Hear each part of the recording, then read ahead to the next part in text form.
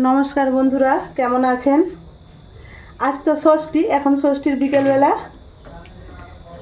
ছেলে আর ছেলের বাবা বাজারে গিয়ে একটু চিকেন নিয়ে আসলো। ছেলে বলল, মা একটু চিকেন পকোড়া করো, চিকেন পকোড়া খাবো।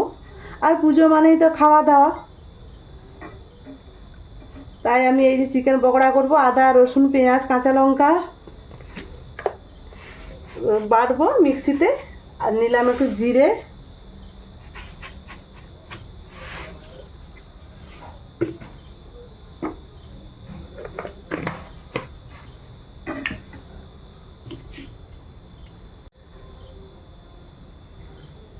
আমি মাংসটা ধুয়ে জল ঝরাতে দিয়েছি, ততক্ষণ আমি এই যে মশলাটা মিক্সিতে বেটে নিই।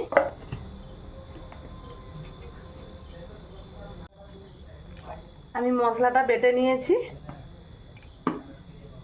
মাংসটা জল ঝরে গেছে। এইবার আমি পেস্টটা দিয়ে দিলাম।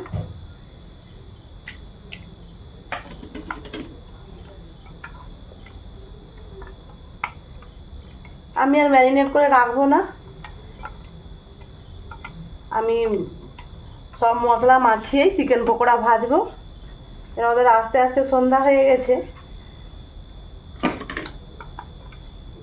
এটা যদি আবার আধ ঘন্টা রেখে দেই তখন আরও রাত হয়ে যাবে।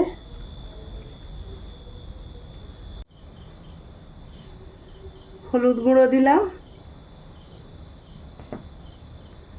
আর দেব লেবুর রস।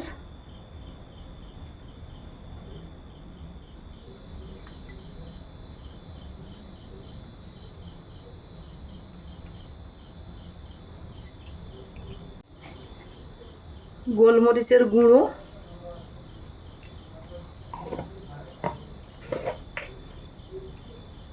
আর লঙ্কার গুঁড়ো। কাঁচা লঙ্কা দেওয়া আছে তাই বেশি দেব না।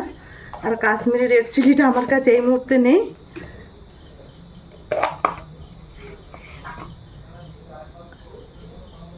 লবণ দিলাম পরিমাণ মতো। এবার ভালো করে মাখিয়ে নেই, মাখিয়ে জাস্ট 5 মিনিট রাখবো, তারপরে ডিম দেব।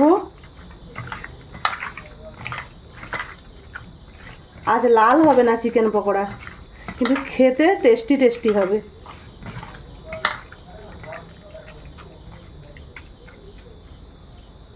আমি একটা ডিম দিয়েছি, এটা দেখাতে ভুলে গেছি। একটা ডিম ভেঙে দিয়েছি। আর নেব কর্নফ্লাওয়ার, কর্নফ্লাওয়ার নিয়েছি। আর নেব চালের গুঁড়ি।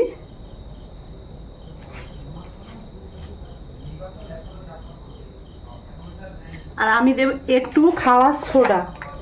এটা আমি জানতাম না, আমার বৌদি দেয়, বৌদির দেখে আমি দিলাম। বৌদি এরকম চিকেন পকোড়া বানায়, একটু বলে একটু খাওয়ার সোডা দিবে।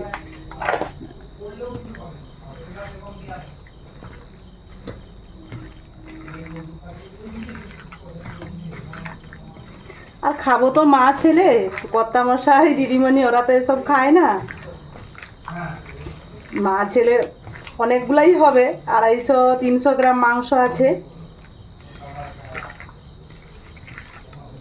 মাপে হয়ে গেছে।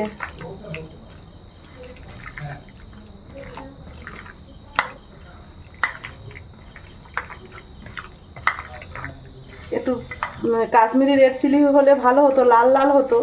যেহেতু আমি কাঁচা লঙ্কা দিয়ে পেস্ট করেছি, কাঁচা লঙ্কা দিয়েছি তো সেই জন্য সাদা সাদা লাগছে। কি আছে, রং নিয়ে স্বাদ হলেই হলো। চলুন এবারে গ্যাসে কড়াটা বসিয়ে তেল দেব। গ্যাসে কড়াটা বসিয়ে দিয়েছি, এইবার তেল দেব। এই তেলটা আমার ওই চিকেন পকোড়া ভাজি মাঝে মাঝে যা করি আর কি, চিকেনের আমি আলাদা করে রেখেছি। অতটা তেল কি আর ফেলবো, সেই তেলটাতেই আমি আজকে আবার চিকেন পকোড়া ভেজে নেব।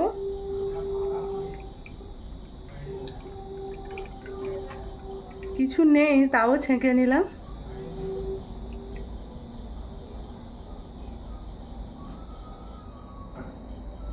তেল গরম হয়ে গেছে, এইবারে পকোড়া ছাড়বো।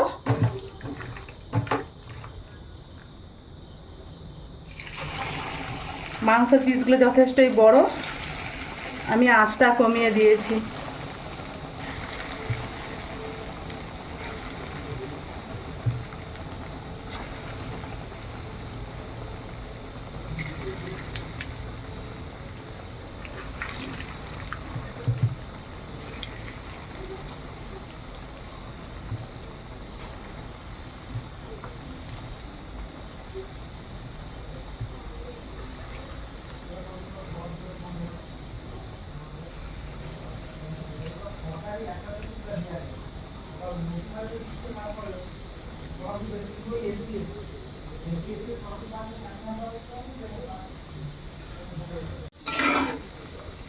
আমি তো কোনোদিন খাওয়া সোডা দেইনি, আজকে প্রথম দিয়েছি, কিন্তু দারুণ হচ্ছে। কিন্তু বড় বড় পিস আছে, সেই জন্য একটু আঁচটা মাঝারি রেখেছি, মাংসটা তো সিদ্ধ হতে হবে। সবাই চিকেন পকোড়া ভাজতে জানেন, আমি আমার মতো ভাজছি, তাই ভাবলাম আপনাদের সঙ্গে একটু শেয়ার করি। ষষ্ঠীর দিন বিকেল মানে সন্ধ্যের সময় খেতে দারুণ লাগবে। আর এবছর সেরকম যা বৃষ্টি হচ্ছে, দিদিমণিকে নিয়ে তো প্রত্যেক বছর যাই একদিন ঠাকুর দেখতে, এবছরও বেরাবো ভাবছি, অষ্টমী না হয় নবমী, এই 2 দিনের মধ্যে যে কোনো একটা দিন।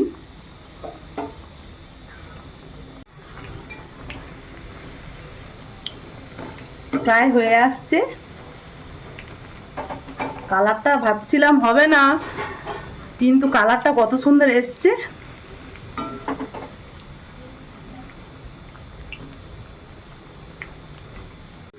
এবার তেল থেকে তুলে নেই।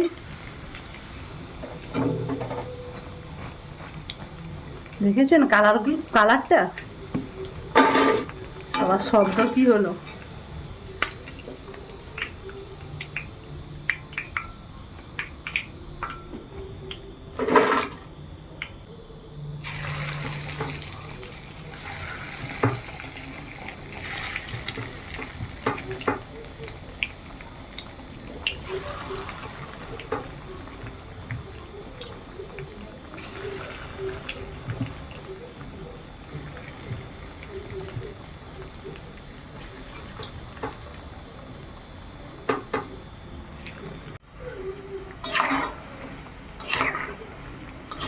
ভাজা হয়ে গেছে, এগুলো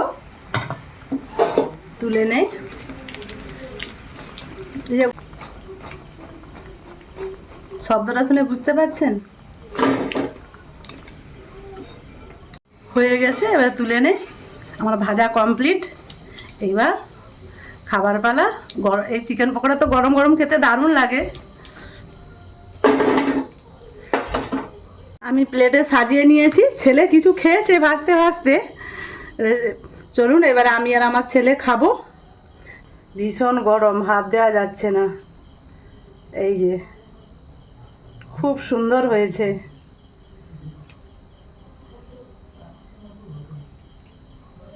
চিকেন পকোড়া কেমন হয়েছে অবশ্যই কমেন্টে জানাবেন।